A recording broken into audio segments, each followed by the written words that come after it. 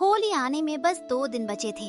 गांव में रंग और गुलाल की खुशबू फैलने लगी थी, लेकिन आर्यन का मन किसी अनजानी बेचैनी से भरा था। वो सुबह सुबह जंगल की ओर निकल पड़ा। वो जंगल अनजान वन कहलाता था, जहाँ लोग कम ही जाते थे। चलते चलते उसे धीमी सिसकियों की आवाज सुनाई दी। पेड़ों के पीछे सफेद रोशनी में नहाई एक अद्भुत परी खड़ी थी। उसके सफेद पंखों पर सुनहरी किरणें मोतियों की तरह चमक रही थी। उसका नाम था सुंदरी।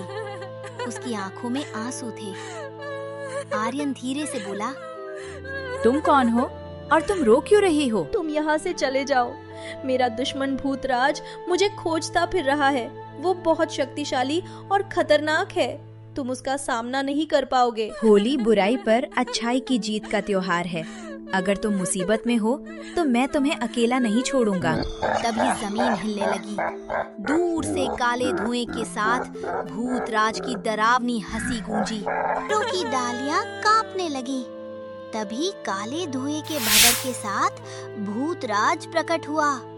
उसकी आंखें अंगारों की तरह चमक रही थी और उसकी आवाज गरजती हुई गूंजी।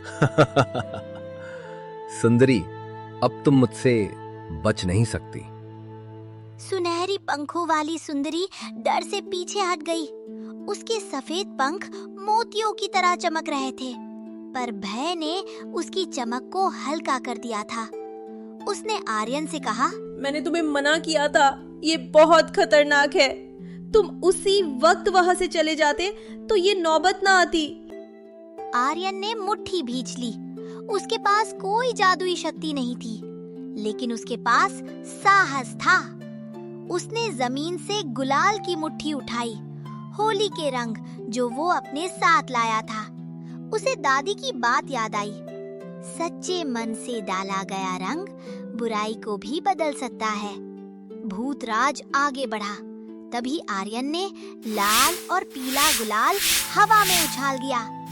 रंगों की चमक सूरज की किरणों से मिलकर तेज प्रकाश में बदल गई। भूतराज कुछ पल के लिए पीछे हट गया, जैसे रंगों की शक्ति उसे कमजोर कर रही हो।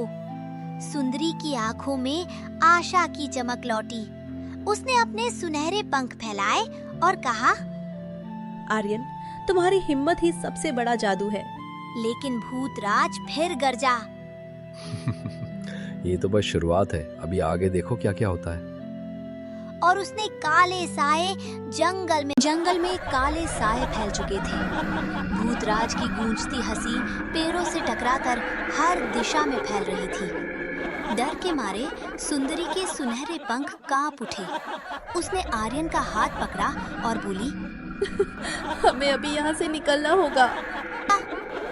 दोनों घने पेड़ों के बीच से भागने लगे। सूखे पत्तों की चरमराहट उनके कदमों के साथ मिलकर डर का संगीत बना रही थी।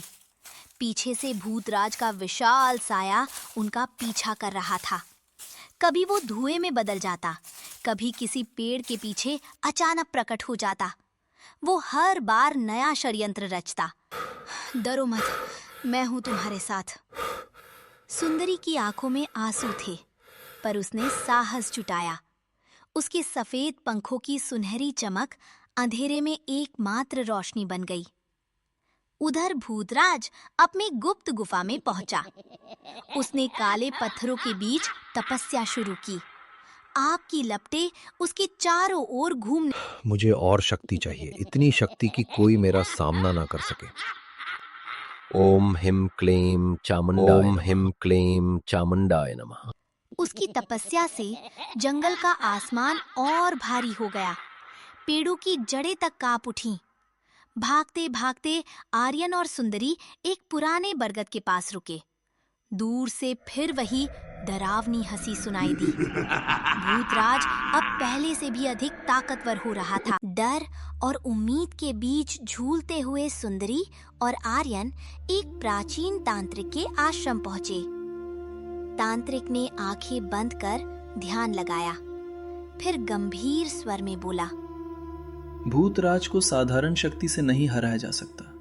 उसे हराने का एक ही उपाय है। कौन सा उपाय? आर्यन ने दृढ़ आवाज में पूछा। तांत्रिक बोला, घने जंगल गुरुरबान में एक गुफा है। उस गुफा में एक दिव्य हीरा चमकता है। उसमें ऐसी जादुई शक्ति है जो भूतराज को एक क्षण में भस्म कर सकती है। लेकिन उस हीरे की रक्षा एक भयानक कंकाल करता है। जो भी वहां गया वो कभी जीवित लौटकर नहीं आया। के लिए सन्नाटा छा गया। सुंदरी ने आर्यन की ओर देखा। ये बहुत खतरनाक है। आर्यन ने गहरी सांस ली। अगर ये एक रास्ता है तो हम चलेंगे। दोनों ने यात्रा शुरू की। गुरुरबान का जंगल और भी रहस्यमय था। पेड़ों की टेढ़ी शाखाएं ऐसे लग रही थी मानो किसी को रोकना चाहती हूँ। हवा में अजीब फुसफुसाहट थी। कभी दाईं ओर से पत्तों की तेज सरसराहट आती, कभी बाईं ओर से किसी अनदेखे जीव की धीमी गुर्राहट। सुंदरी के सुनहरे पंख अंधेरे में हल्की रोशनी फैला रहे थे। अचानक दूर कहीं गुफा जैसी आकृति दिखाई दी और उसके भीतर से हम आपके लिए जल्दी ला रहे हैं आर्यन और परी का पार्ट 2। चैनल को लाइक, सब्सक्राइब और कमेंट में लिखो आर्यन और परी का पार्ट 2। अगर ऐसी कहानी आपको पसंद है तो बेल आइकन दबाना ना भूलें। आपका एक लाइक, एक सब्सक्राइब, एक कमेंट हमें बहुत मोटिवेट करता है ऐसी वीडियोस बनाने के लिए।